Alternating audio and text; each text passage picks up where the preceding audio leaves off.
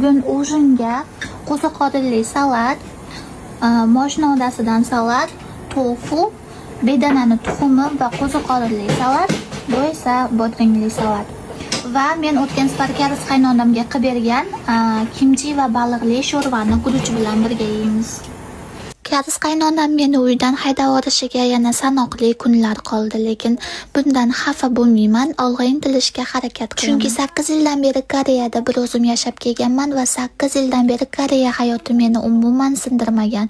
Shuning uchun karis qaynonamga yo'l bo'lsin. Bugun obedda karis xolam qaynonamga telefon qilib, "Nima bo'ldi? Elnara bilan gaplashdingmi?" deganini eshitib qoldim. Bilaman, karis qaynonam juda ham yaxshi ayollar, lekin kecha kuni SMSda yozgan hamma gaplari qaynonam aytadigan gap emas edi, bu karis xolamdan chiqadigan fikrlar edi. Men hammasini bilib turibman, ko'rib turibman va sezib turibman. Karis xolamiz shu paytgacha burnini suqib kelgan va bundan keyin ham hayotimizga burnini suqib keladi.